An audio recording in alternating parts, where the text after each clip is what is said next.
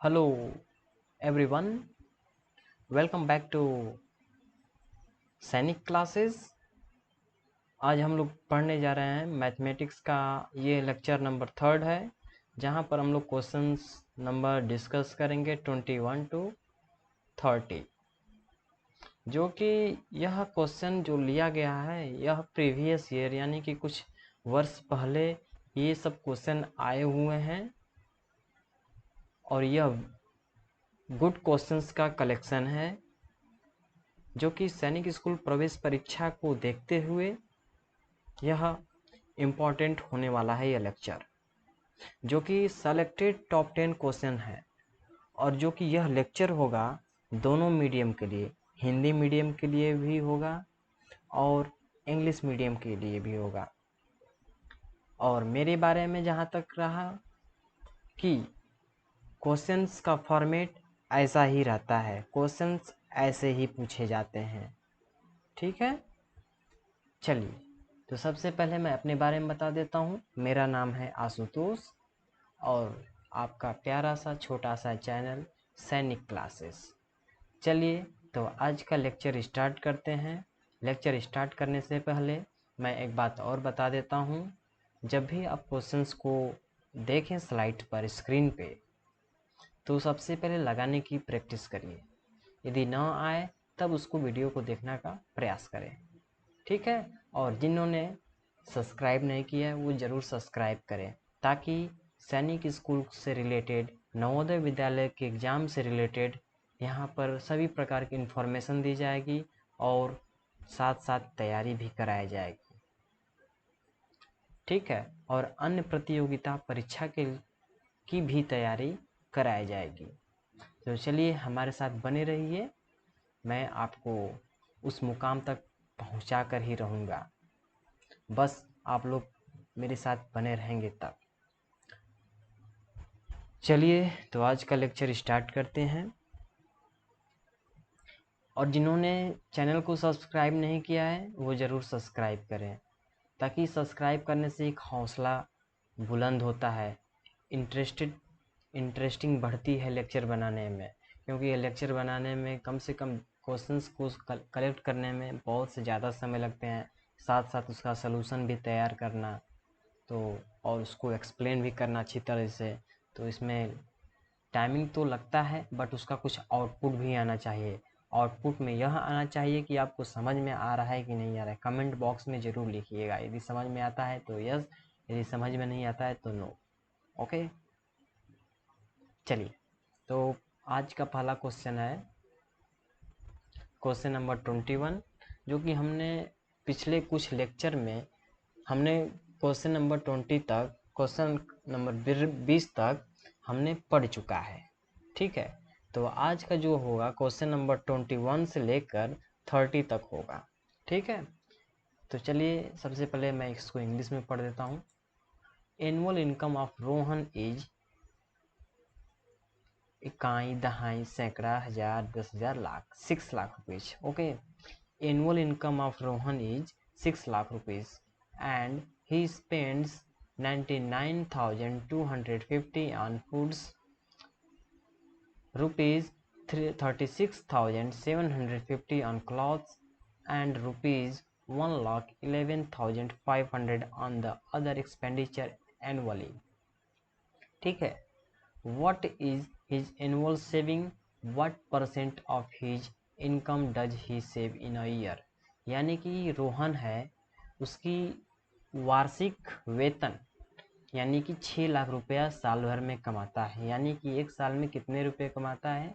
6 लाख रुपए कमाता है। जबकि वह खर्च करता है खाने पे 99,250 रुपया और कपड़े पे खर्च करता है 36,750 रुपया, और जबकि कुछ और अलग खर्च करता है 1,11,500 रुपया। तो हमसे क्वेश्चन में पूछा गया है कि वह साल भर में कितना रुपया बचाता है। ठीक है, कितना रुपया बचाता है और कितना परसेंट बचाता है, यह क्वेश्चन पूछा गया।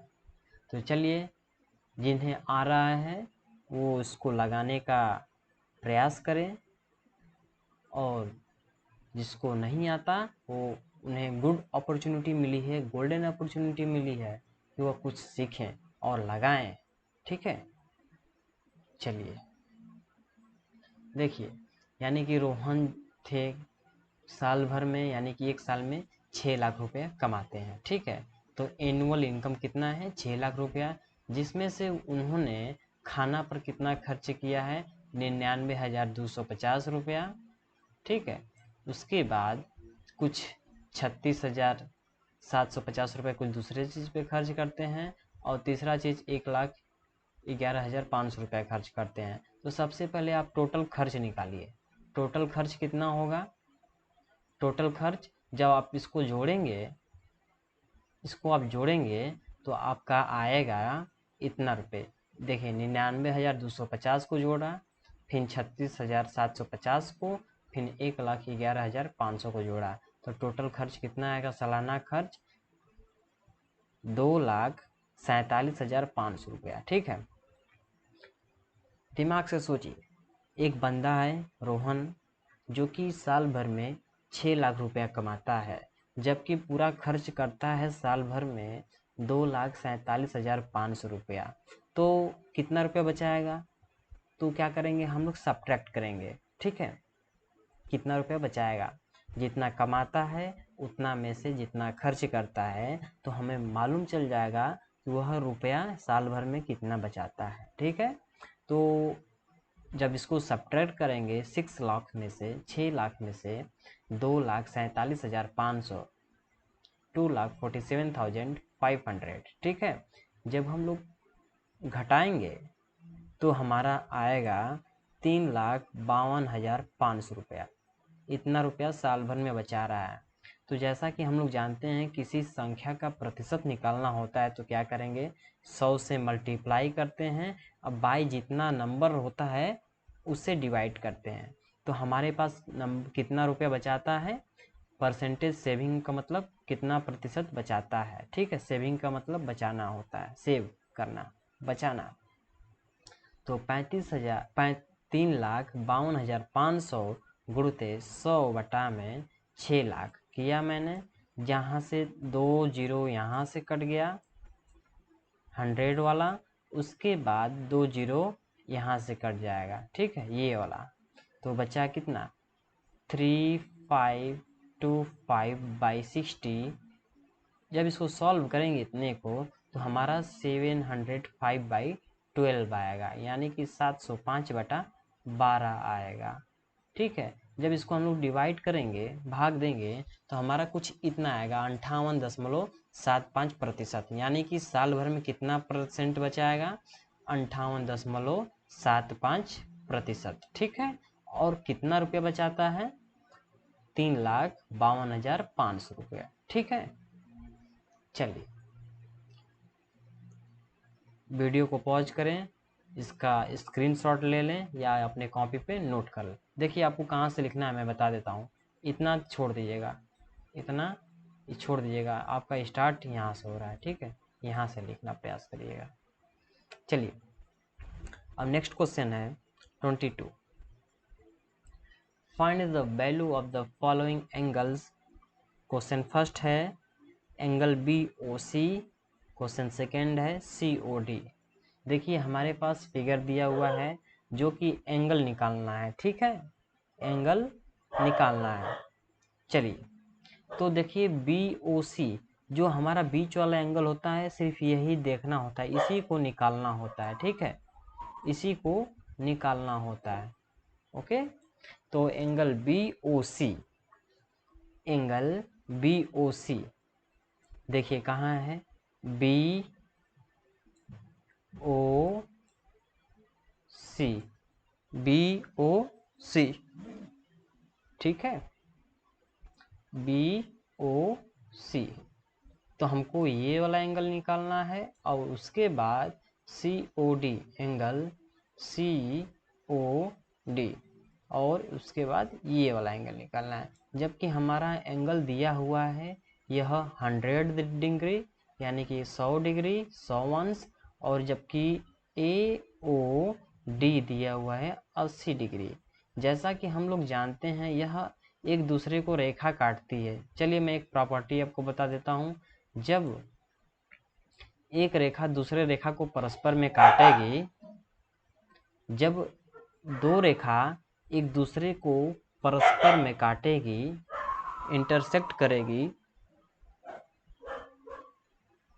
तो इसके अपोजिट एंगल यानी कि विपरीत वाले एंगल आपस में इक्वल होते हैं। ये एंगल जितना रहेगा उतना एंगल ये रहेगा, और जितना एंगल ये डिग्री रहेगा उतना ही एंगल ये वाला रहेगा।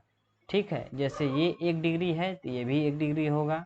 ठीक है, उसी प्रकार ये 1 डिग्री है, ये दो, मान लीजिए ये 2 डिग्री है तो ये भी 2 डिग्री है। मैं बताने का प्रयास कर रहा हूँ, सिर्फ समझाने का नहीं। यह 1 डिग्री है नहीं 2 डिग्री। ठीक है, जैसा कि हम लोग जानते हैं एक सीधी रेखा पे कितने अंश का कोण बनता है, 180 अंश का। ठीक है, ये प्रॉपर्टी है, एक नियम है।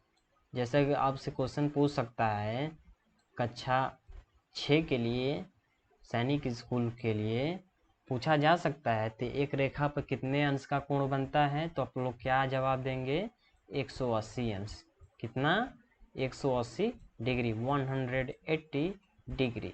ठीक है, और दूसरी प्रॉपर्टी क्या मैंने बताया, दूसरी प्रॉपर्टी ये मैंने बताया कि जब दो रेखाएं एक दूसरे को परस्पर में काटती हों या इंटरसेक्ट करती हों तो अपोजिट एंगल यानी कि विपरीत एंगल इक्वल होते हैं।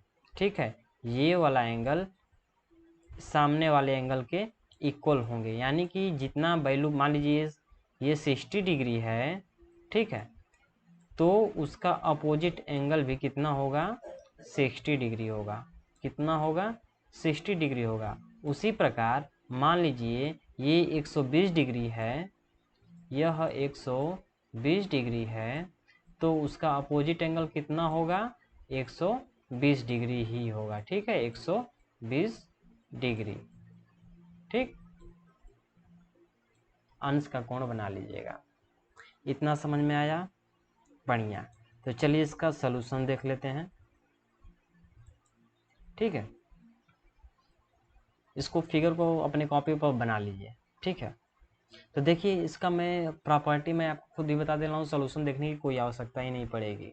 देखिए मैं क्या बताया, जब दो रेखाएं आपस में एक दूसरे को काट रही हैं, देखिए यह रेखा क्या है, एक रेखा क्या है, एक रेखा है आपकी ए और सी, और दूसरी रेखा क्या है, बी और डी है। एक दूसरे को आपस में काट रही हैं, तो हमसे क्या पूछ रहा है, बी ओ सी, बी ओ सी पूछ रहा है। तो ये वाला एंगल कितना होगा, ये 80 डिग्री होगा। ठीक है, ये 80 डिग्री होगा, क्योंकि वर्टिकली अपोजिट एंगल है, यानी कि दोनों विपरीत कोण हैं। जब दो रेखाएं, कॉपी पर लिख लीजिए, मैं बोल रहा हूँ फिर से, धीरे धीरे मैं बोलता हूँ। ठीक है, जब दो रेखाएं एक दूसरे को परस्पर में काटती हों तो उनके विपरीत वाले कोण आपस में बराबर होते हैं। When two lines are intersecting to each other and making angles, the opposite angles are mutually equal. Okay, फिर से एक बार सुन लीजिए। When two lines are intersecting each other, opposite angles are equal. बस इतना ही छोटा सा डेफिनेशन है। When two lines are intersecting each other, opposite angles are equal. ठीक है, यह प्रॉपर्टी है, यह नियम है। और दूसरी प्रॉपर्टी और लिख लीजिए जो कि आपको याद रहे, कि एक सीधी रेखा पर 180 अंश का कोण बनता है। एक सीधी लाइन पर, एक सीधी लाइन पे 180 अंश का कोण बनता है, 180 अंश का कोण बनेगा। ठीक है, तो देखिए इसमें हमारा अपोजिट एंगल ये हुआ, तो ये जितना डिग्री होगा उसके निचला वाला भाग भी उतना ही डिग्री होगा। जितना ये वाला डिग्री का कोण है उतना उसके आगे वाला भी कोण होगा। तो हमको क्या बताना था, तो ये जितना कितना है, ये 100 है, तो इसके सामने वाला कोण भी कितना होगा, 100 होगा। ठीक है, ये भी 100 डिग्री होगा। ठीक है, तो हमसे क्या पूछा था, बी ओ सी, बी ओ सी मैंने निकाला, बी ओ सी कितना दिया, 80 डिग्री आया। उसी प्रकार COD कितना आ रहा है, COD 100 डिग्री, 80 डिग्री और 100 डिग्री। ठीक है, चलिए देखिए मैं वही बताया हूँ प्रॉपर्टी, उसको डिटेल में लिख लीजिएगा। ठीक है, चलिए क्वेश्चन नंबर 23 की तरफ चलते हैं। अब 23 से पहले 22 का ही एक सेकेंड पार्ट है, इसको भी देख लेते हैं। Find the HCF of 20 and 70 by prime factorization method. ये गुणनखंड के द्वारा ये हमको HCF प्राप्त करना है। देखिए सबसे पहले आपको इसका गुणनखंड करिए, फैक्टराइज कर दीजिए। ठीक है, अब HCF का यह रूल होता है कि दोनों पंक्तियों में, दोनों फैक्टराइजेशन में जो संख्या कॉमन होगी, मतलब कॉमन का मतलब समान होगी, वही लेंगे। ठीक है, जैसे मेरे पास मान लीजिए एक K है, L है, M है और N है। ठीक है, उसी प्रकार एक और है हमारे पास I है, J है, K है, L है। ठीक है, तो हमारा मान लीजिए कोई संख्या है, इसका फैक्टराइजेशन करने पे K L M N आ रहा है, और दूसरी संख्या का फैक्टराइजेशन करने पे I J K L आ रहा है। तो हमें पूछ रहा है इसका HCF क्या होगा। तो HCF में वही देखा जाता है जो कॉमन होता है। ठीक है, तो कॉमन क्या है, कॉमन मीन्स समान, दोनों में मिलता जुलता होना चाहिए, दोनों में सेम होना चाहिए, समान होना चाहिए। देखिए K है, इसमें भी, यहाँ पर भी K है, तो हमने K लिख लिया। ठीक है, उसी प्रकार L देखिए, L है यहाँ पर भी, L यहाँ पर भी है, L लिख लिया। M है इसमें नहीं है, N है इसमें नहीं है, तो यानी कि हमारा HCF क्या होगा, KL होगा। ठीक है, KL मीन्स गुणा यहाँ पर छिपा हुआ है, गुणा करते हैं तो KL आएगा। ठीक है, उसी प्रकार हमने HCF यहाँ पर निकाला है। देखिए हमने क्या किया, 20 को फैक्टराइज किया, 2 × 2 × 5, जब हम लोग 2 × 5 करेंगे तो हमारा 20 आएगा। ठीक है, उसी प्रकार 2 × 5 × 7 करेंगे तो हमारा कितना आएगा, 70 आएगा। अब हम लोग को यह देखना है, इसमें फैक्टराइजेशन करना है। फैक्टराइजेशन में मैं क्या रूल बता रहा हूँ कि जब दोनों में देखेंगे कि हमारी नंबर किसमें कॉमन आ रही है, किसमें समान है, 2 इसमें भी है तो 2 इसमें भी है। ठीक है, इसको हम लोग ले लेते हैं, तो हमने 2 यहाँ पर उतार लिया। उसके बाद 2 यहाँ पे है, लेकिन अब एक्स्ट्रा 2 तो है नहीं, तब इसको भूल जाइए आप। ठीक है, उसके बाद अब देखिए 5 इसमें है और 5 इसमें भी है, तो एक यह कॉमन यहाँ से निकल जाएगा 5। ठीक, तो हमने 5 निकाल लिया। निचला वाला भाग में 7 है, लेकिन ऊपरा वाला भाग में 7 नहीं है, इसलिए हम लोग इसको भी भूल जाएंगे। तो अब इसका HCF क्या होगा, 2 × 5 करेंगे तो कितना आएगा, 10 आएगा। 2 × 5 करेंगे तो 10 आएगा, यही हमारा आंसर हो गया। ठीक है, बात समझ में आई।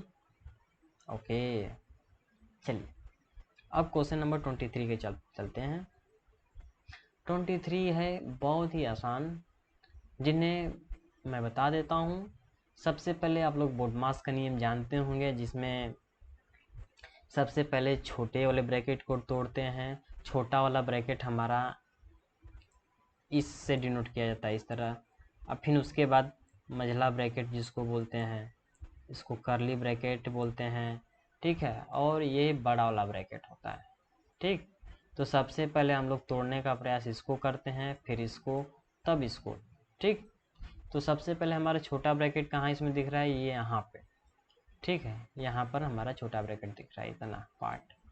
तो 3.6 और 1.4 को जब ऐड करेंगे तो हमारा कितना आएगा, 5 आएगा। ठीक है, उसके बाद देखिए यहाँ पर जो दिया है साइन कुछ नहीं दिया है, मीन्स मल्टीप्लाई यानी कि गुणा छिपा हुआ है। ठीक है, गुणा छिपा हुआ है, यानी कि 1.3 × 5 करेंगे, 1.3 × 5 तो कितना आएगा, 1.3 × 5 करेंगे तो हमारा कितना आएगा, 6.5 आएगा।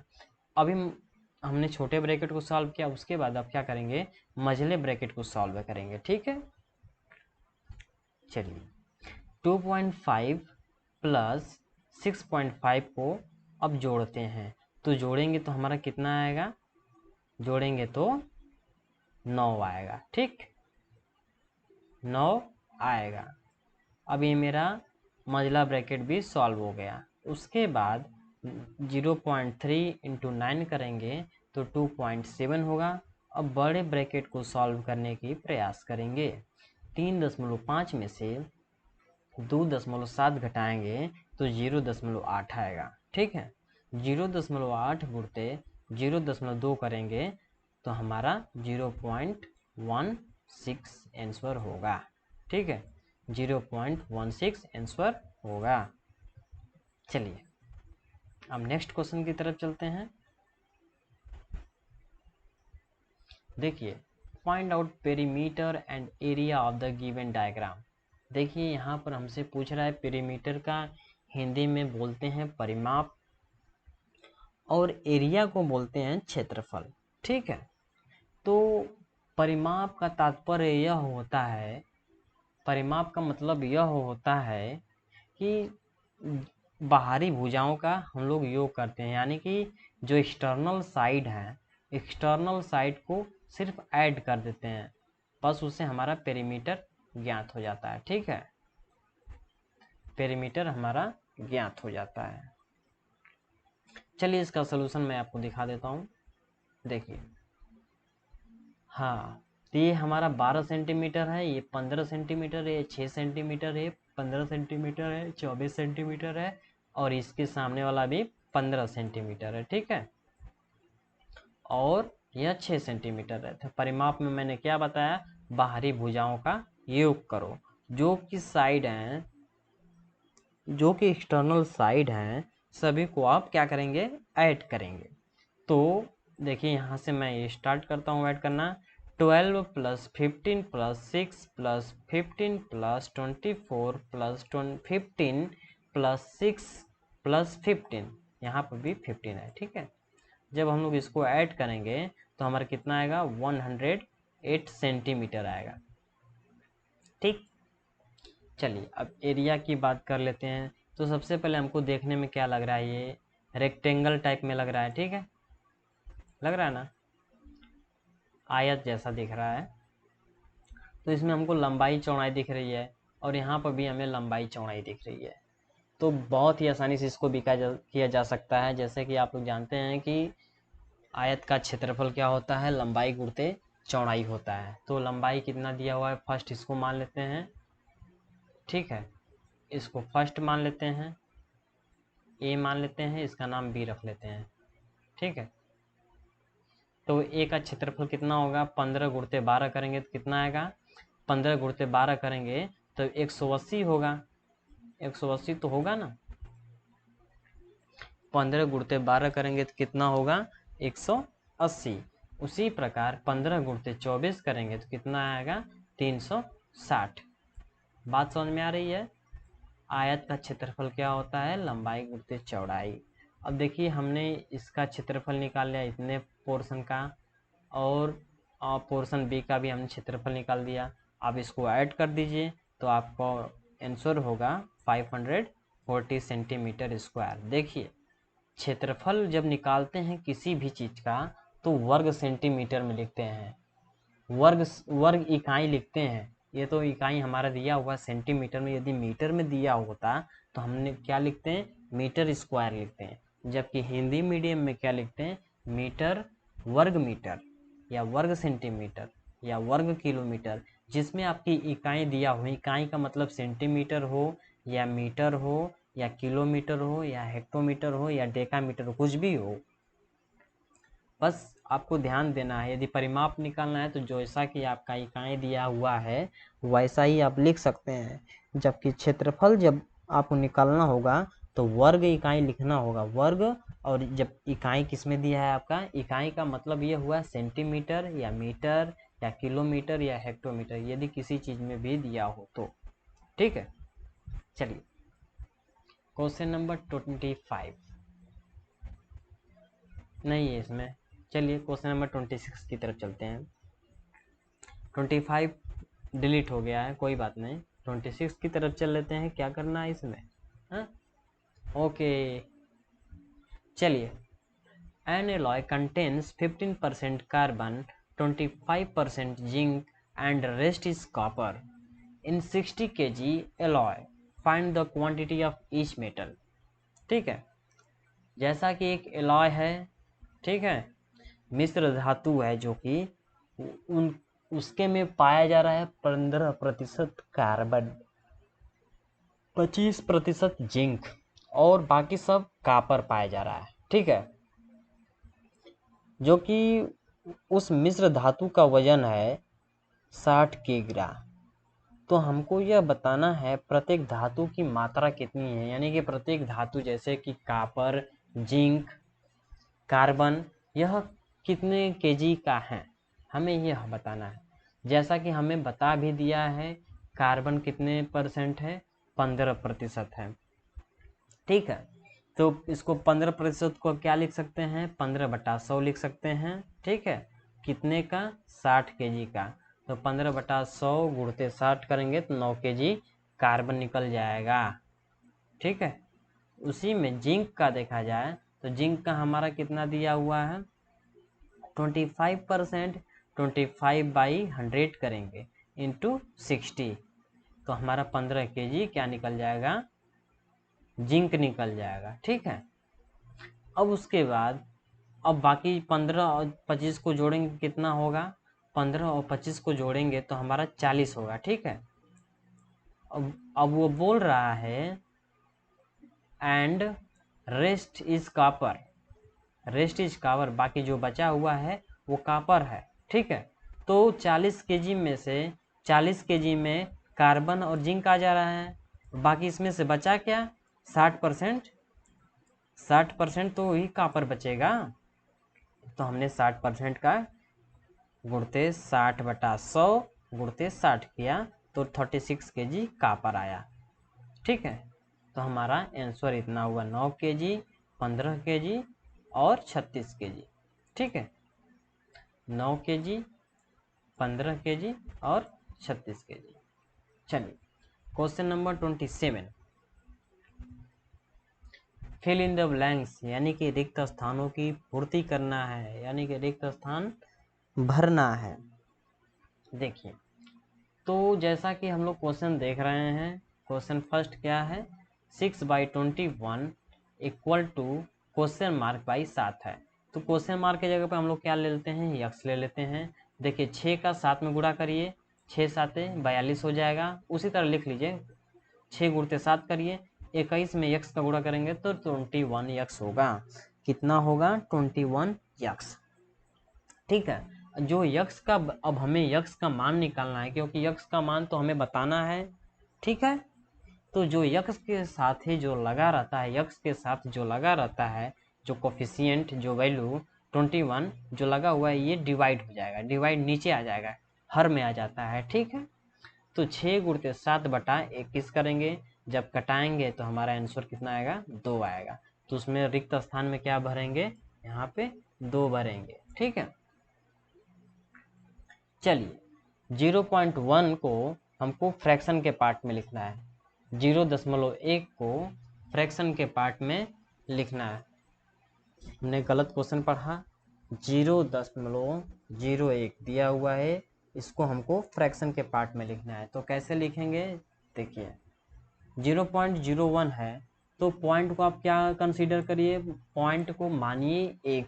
ठीक है, पॉइंट को 1 मानिए, उसके बाद क्या करेंगे, पॉइंट के आगे देखिए कितने अंक है, कितने डिजिट है, 1 डिजिट, 2 डिजिट, यानी कि 2 को 0 बढ़ा दीजिए। ठीक है, तो हमारा क्वेश्चन सॉल्व हो जाएगा। ठीक है, और हमसे पूछ रहा है 7 अंकों की सबसे बड़ी संख्या लिखनी है, लार्जेस्ट 7 डिजिट नंबर कितना हो जाएगा। जब बड़ा से बड़ा संख्या पूछता है कितना डिजिट का, 7 डिजिट का, 7 बार 9 लिख दीजिए, 7 बार 9 लिखिए, 7 टाइम्स राइट डाउन 7 टाइम्स 9, यानी कि 7 बार 9 लिख दीजिए, 9 9 9 9 9 7 बार लिख देना है। तो इकाई, दहाई, सैकड़ा, हजार, 10,000, लाख, 10 लाख। एक बार फिर से मैं पढ़ देता हूँ, काउंट कर देता हूँ। इकाई, दहाई, सैकड़ा, हजार, 10,000, लाख, 10 लाख, यानी कि 99,99,999, जो कि 7 अंकों की सबसे बड़ी संख्या है। ठीक है, चलिए, रेडियस बराबर डायमीटर बाई 2 होता है। ठीक है, ये प्रॉपर्टी है, इसको याद कर लीजिए, रूल है। ठीक है, अब देखिए, मैं जो अभी पिछला क्वेश्चन हमने पढ़ा, रेडियस बराबर डायमीटर बाई 2 कैसे आता है। देखिए, मैं एक वृत्त बनाता हूँ। ठीक है, ये रहा हमारा वृत्त, ये थोड़ा टेढ़ा बना है, ये सर्कल है। ठीक है, मान लीजिए सर्कल है, ये आपका सेंटर रहा। ठीक है, सेंटर से कुछ दूरी जो परिधि को, जो पाथ है, इसको खींचती है, इसको त्रिज्या बोलते हैं हिंदी में, अंग्रेजी में रेडियस बोलेंगे। ठीक है, इसी का दोगुना कर देंगे तो हमारा क्या हो जाता है, डायमीटर, यानी कि व्यास हो जाता है। इसी को हम लोग व्यास बोलते हैं। और इसको आधे भाग को, व्यास का आधा भाग त्रिज्या कहलाता है। तो वही हमारा क्वेश्चन में था, व्यास का आधा भाग क्या कहलाता है, त्रिज्या। तो व्यास का आधा कर देंगे तो हमारा त्रिज्या कहलाएगा। ठीक है, चलिए, क्वेश्चन ई क्या है, प्लेस वैल्यू निकालना है, यानी कि स्थानीय मान निकालना है। क्या निकालना है, स्थानीय मान। स्थानीय मान वो भी 8वां का निकालना है। ठीक है, तो क्वेश्चन क्या है, 75,897 में 8 का स्थानीय मान निकालना है। तो 8 को पहले लिखिए, उसके बाद देखिए कौन से पोजीशन पे है, इकाई, दहाई, सैकड़ा। सैकड़ा पे है तो 100 से गुणा करिए, तो स्थानीय मान 800 आएगा। ठीक है, स्थानीय मान कितना आएगा, 800 आएगा। ठीक है, चलिए, क्वेश्चन नंबर 28। देखिए, ये क्वेश्चंस कुछ ऐसे दिए जाते हैं जो कि कुछ सोच पे भी निर्भर करते हैं। यदि बंदा पढ़ने में थोड़ा अच्छा है, मेहनती है, तो वह इस एग्ज़ाम को बहुत ही आसानी से क्रैक कर सकता है, आसानी से पास कर सकता है। बस थोड़ी सी उसे मेहनत करना होगा, कठिन से कठिन परिश्रम करिए कि अपने जीवन में सफलता को प्राप्त करिए। ठीक है, कठिन परिश्रम किए बिना अच्छे फल का प्राप्ति नहीं हो सकता है, तो परिश्रम तो करना ही पड़ेगा।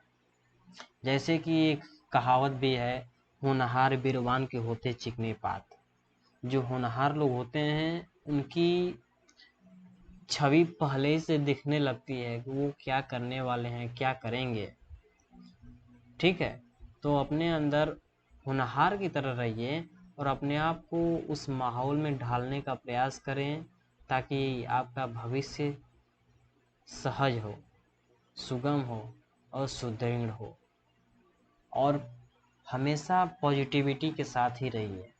समझिए कि यदि मान लीजिए आपके साथ क्वेश्चन को देखकर बोरिंग सा फील हो रहा है, यदि समझ रहे हैं कि हमसे मैथ का प्रॉब्लम सॉल्व नहीं हो पा रहा है, कोई बात नहीं, डरने की कोई ज़रूरी नहीं है।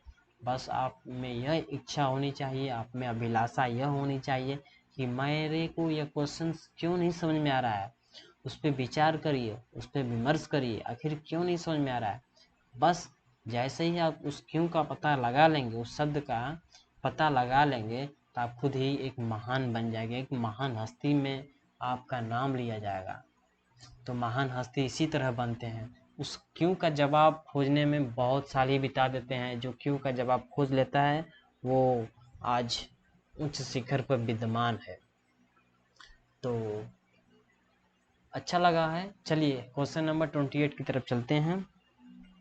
क्वेश्चन नंबर 28 है, the denominator of a fraction is greater than it's numerator bye 3। यानी कि जो डिनोमिनेटर है फ्रैक्शन का, जो कि न्यूमरेटर से 3 ज़्यादा है। ठीक है, if 3 is subtracted from the numerator है, यानी कि न्यूमरेटर से 3 घटा देते हैं, और 2 is added to its denominator, और 2 डिनोमिनेटर में जोड़ देते हैं। द न्यू नंबर बिकम्स 1/5, जो कि जब ये प्रक्रिया करने के बाद हमें जो फ्रैक्शन मिलता है, जो भिन्न मिलता है, वह 1/5 होता है। तो हमें वह बताना है फ्रैक्शन, ओरिजिनल फ्रैक्शन, जो कौन सा पहले वाला फ्रैक्शन था कि हमको ये सब क्रिया करने के बाद हमको ये मिल रहा है, ये ऑपरेशन अप्लाई करने के बाद हमको यह रिजल्ट मिल रहा है। देखिए एक बार मैं हिंदी में इसको भी पढ़ देता हूँ। एक भिन्न का हर उसके अंश से 3 अधिक है, ठीक है, उसके अंश से 3 अधिक है।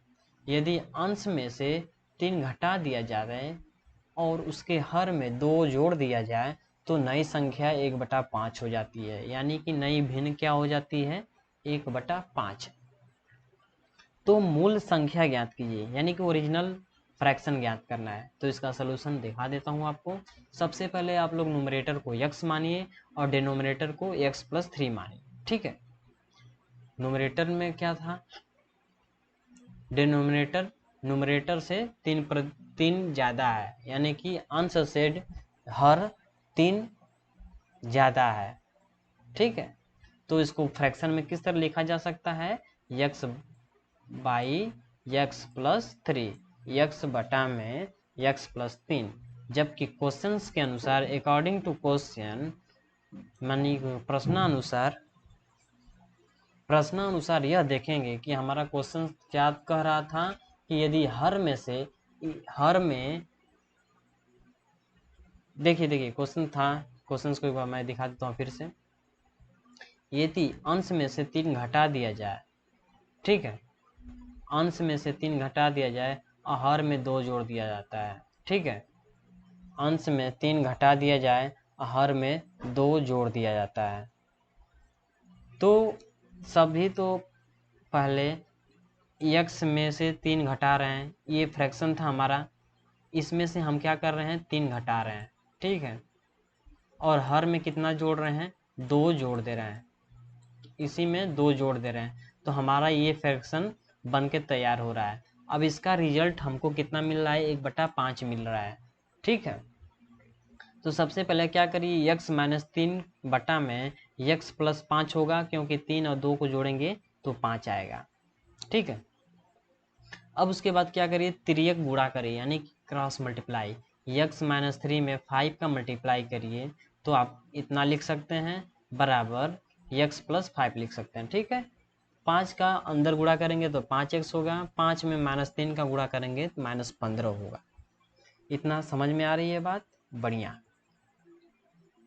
चलिए, इक्वल टू x+5। अब देखिए x को इधर लेके आते हैं, ठीक है, तो ये प्लस में है, इधर आएगा तो क्या होगा, माइनस में होगा, यानी कि 5x में से 1x घटा देंगे तो कितना x होगा, 4x। उसके बाद -15x को इस साइड लेके जाएंगे तो +15x हो जाएगा। 15 + 5 करेंगे तो कितना आएगा, 20 होगा, यानी कि x बराबर क्या होगा, 5, ठीक है। तो हमारा फ्रैक्शन का निर्माण होगा, x कितना आ रहा है, 5 आ रहा है, और डिनोमिनेटर कितना आ रहा है, 3 आ रहा है। तो हमारा फ्रैक्शन कितना होगा, 5/8। यही हमारा उत्तर होगा, ठीक है। चलिए क्वेश्चन नंबर 29। क्वेश्चन नंबर 29 यह है, out of 40 student of a class 60% passed in first division, 30% in second division, remaining in third division. Find out the number of the student in each category. हमको यह बताना है कि ये एक कक्षा में 40 बच्चे होते हैं जो कि 60% फर्स्ट डिवीजन से पास होते हैं, 60% बच्चे फर्स्ट डिवीजन से पास करते हैं, जबकि 30% ऐसे बच्चे हैं जो कि सेकेंड डिवीजन से पास करते हैं, बाकी बचा हुआ थर्ड डिवीजन से पास करता है। तो हमको यह बताना है कि बच्चों की संख्या इस कैटेगरी में कितनी कितनी थी, 60% में कितने बच्चे थे, 30% वाले में कितने बच्चे थे, ठीक है। देखिए यदि किसी भी संख्या का हमको निकालना होगा, यदि किसी भी परसेंट का संख्या निकालनी होगी तो आसानी से निकाल सकते हैं, क्योंकि 100 से डिवाइड कर सकते हैं। बात समझ में आ रही है, चलिए। तो number of students in first division ये निकालते हैं। तो फर्स्ट डिवीजन का परसेंटेज कितना दिया हुआ है, 60 दिया हुआ है। 60 इंटू 40 बाई 100 करेंगे तो 24, यानी कि 24 बच्चे ऐसे हैं जो कि 60, ठीक है, और 30% इन सेकेंड डिवीजन, ठीक है, 30% ऐसे बच्चे हैं जो कि सेकेंड डिवीजन में आए हुए हैं। तो 30 गुणते क्या करेंगे 40/100। तो इसको जब सॉल्व करेंगे तो हमारा होगा 12, ठीक है, जब इसको सॉल्व करेंगे तो 12 आएगा। अब थर्ड डिवीजन की बात किया जाए, थर्ड डिवीजन में रिमेनिंग कितना आएगा 10% आएगा, क्योंकि पहले ही 60% और 30% हुआ है। फर्स्ट डिवीजन और सेकेंड डिवीजन 60 30 90, बचा कितना 10%, यानी कि 10% यही थर्ड डिवीजन है।